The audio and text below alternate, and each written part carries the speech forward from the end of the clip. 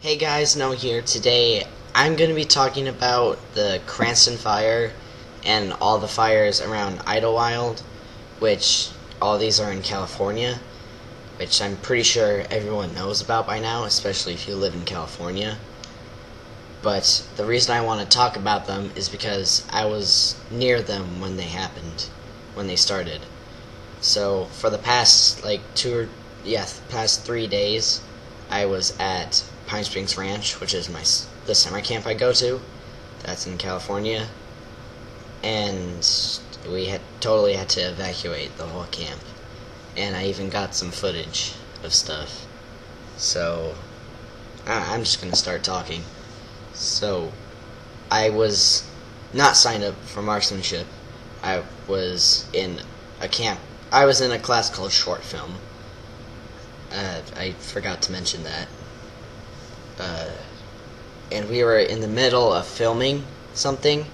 Like, we got one good shot from the beginning, and then we were told to go into a room that we call Ponderosa, and we just sat there, not really knowing what to do, or not knowing what was going on, until we were told that there was a fire, a big fire, over the mountain, away from us. So that was kind of scary, but also exciting at the same time for some reason. It shouldn't have been exciting, especially since people's houses are being burned. So that really sucks. And I don't know. We just sat there for a while. They told us that the smoke was rising, so in case we had to evacuate, we needed to go eat. So they sent us to go eat. But before we went into the cafeteria, we saw the smoke, and I got footage of it, so I'm going to show it to you right now. That crap's expanding. No, look at the top, like you can see it, it's coming out. How you gonna fight the smoke with Shoot. Of course, for 1 week in California and there's already a fire. We don't get fires in Nevada very much. Yeah, Is this like a documentary? Yes, it's a documentary now. Am I in a documentary? Do you want to be? Okay. Hello. Hey. Councilor Nathan. Yes. Would you like to tell us what's going on? Now we have a fire. Fire? That's all I know. That's all we know. Oh, it's raining? It's pouring now. This is the prank? No, I'm just kidding. Yeah. 100%. Hopefully. You know that's bad water for you. Ooh, never mind. We're going. Whoa. Jeez. I feel like it's gotten.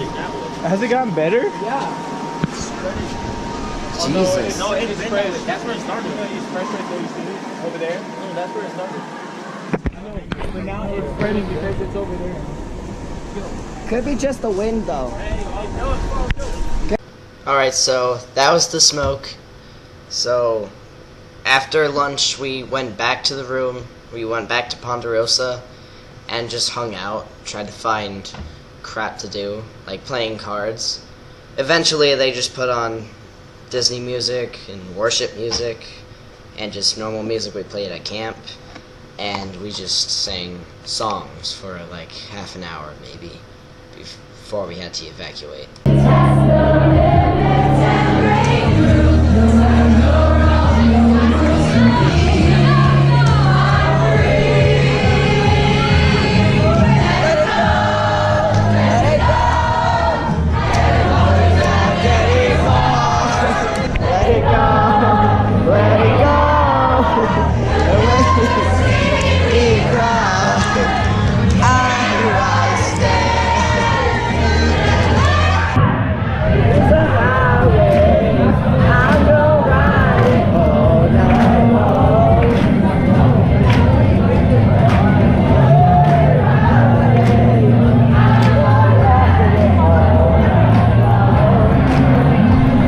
So that stuff happened.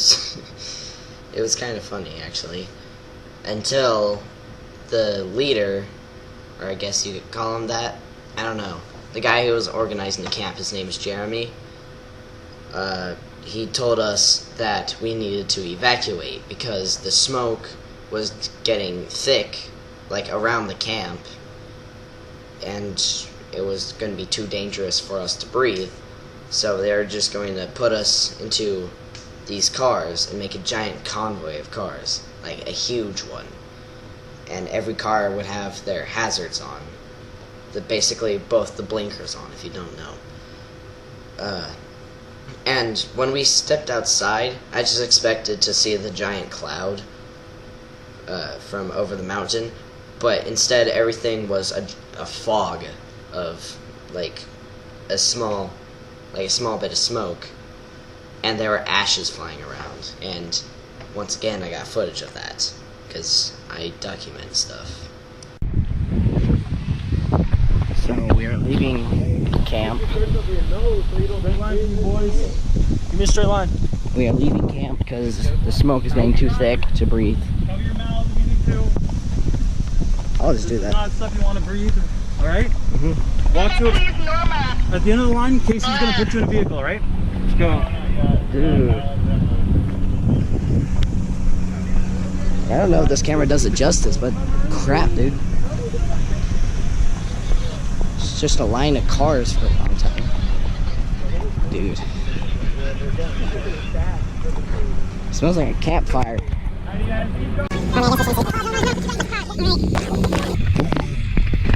Oh, dude, there's ashes flying around. At least I think those are ashes. I can feel it, bro. Yeah. Holy. Hey guys, everyone smile.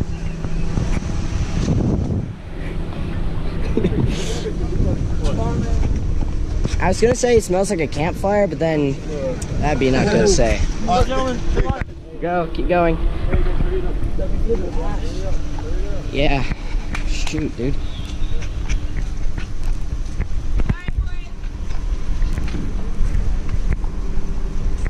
Like it's just a fog of smoke. No, not up right now.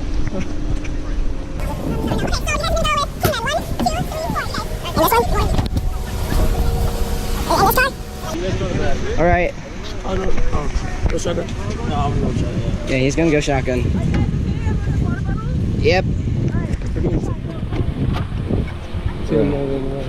All right, I'm gonna go in the middle. Jeez.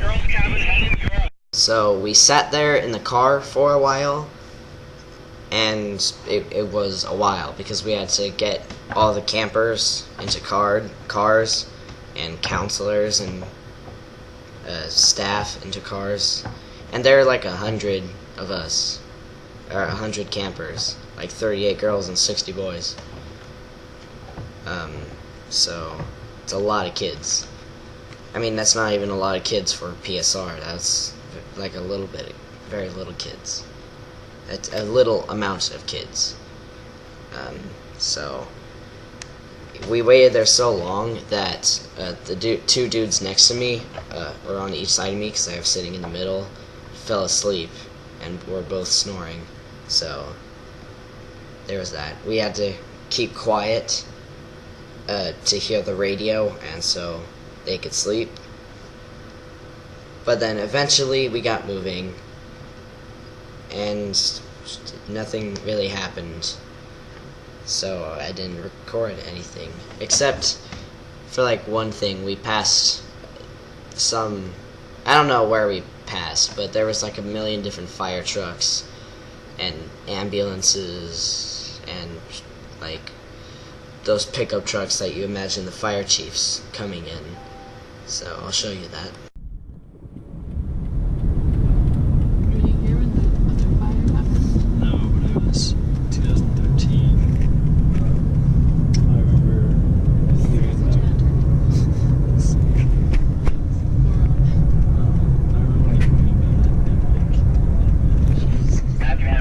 So all those firefighters are up there right now, I think, putting out that fire, like working hard. I've seen some news footage already, like planes flying over dumping their retardant, and helicopters dropping buckets of water, and firefighters just in general putting out the fire, which I am very glad for. I support them. My hopes and prayers go to them, as well as to the people who are going to be affected by this fire, because some houses have already burnt down, and if any of you guys are one of those people, again, my hopes and prayers go to you, because I can't imagine losing my entire house. I don't know. But, so, anyways, again, long drive, nothing really interesting, until a car broke down. So, the car ran out of battery, so it just stopped in the middle. And so we had to, and it was like 2 cars ahead of us, ahead of our car, so we had to stop. And of course I filmed it, because why not? 2 cars in front of us. A car broke down or something. Eventually, they got their car working. They just had to put it in neutral. And so we just drove to a church, which is who were kind enough to open their doors to us, their doors in their hearts. And that's just where we met our parents. And on the way there, the 2 guys next to me, I'm not going to say their names because I don't have permission. I just have permission to show their film. But we've recorded some weird stuff because they were awake. I don't know why I do this, like there's actual people there. But, so, just to brighten the mood, we filmed random stuff. There you go. You were recording? No, I wasn't. Positive. Positive. Fire. Do better next time. Do the face. You did the face. Life. This is life. I know exactly what you're doing, man. This is life for Nathan. I mean, this is life for Noah. Noah, can you see him though? Yeah. Like his face for. Okay, how do I stop it? How do I stop the top one. I knew that. I'm just testing you, bro.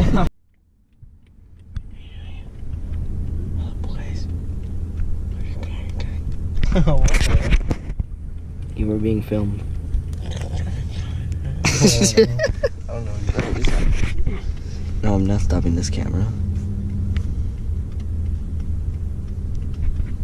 Okay, what is going on? We are so bored in this car that we're doing random crap with my GoPro. Staying fire does weird things to people. Ah, sweet release.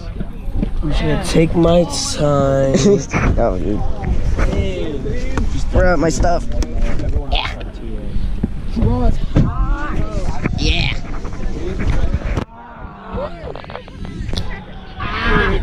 Sweet release.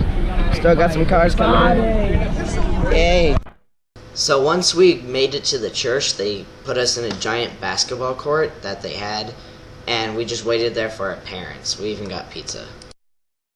So the problem with waiting for parents, for me at least, was I live in Las Vegas, Nevada, which is next door to California, but it's not California. So it was like a 4-hour drive for my mom and older sister to come pick me up. Plus it was like the opposite side from where they drove to drop me off at camp. So yeah, there was that. But I'm glad everyone in the camp and the camps around us evacuated. I'm not sure about anyone else, but I'm pretty sure most people have evacuated, and I'm very glad about that. And so far, no one has been hurt physically, so that's also a great thing. So after my mom and older sister picked me up, the sun with all the smoke looked really cool. I mean, my camera doesn't do it much justice here, but it looked really cool. And so, just let you see somewhat of it. I mean, there's a lot of trees in the way, but it was still pretty.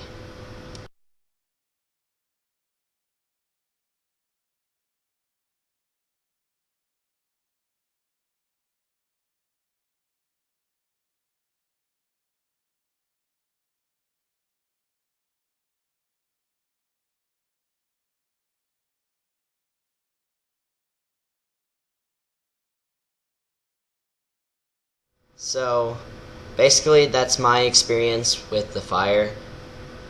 I mean, I know it's probably not super intense or interesting, but I mean, it was for me. I've never experienced a wildfire before. Like, the last time I even saw one was like first grade, maybe, when we had a wildfire in Nevada. So there was that. And it was also kind of a bummer that the fire happened when it did, because it was only 2 full days into camp. The first day was just like not even half a day, because it was just coming up to the camp and meeting everyone.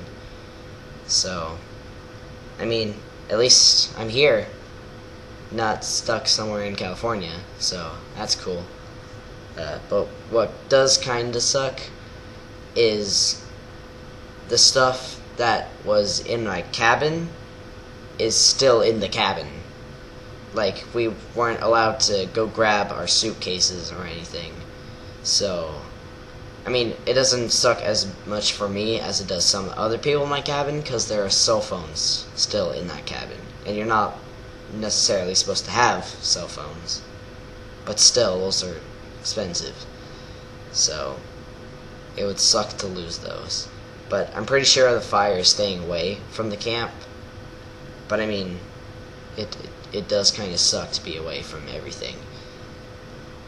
Even if all I have up there is a suitcase, some clothes, a sleeping bag, and not even a flashlight, a lantern. But also, one thing I want to address is the whole arson thing, because the police suspects this certain guy. I don't remember his name. I'll pop it up right above my head.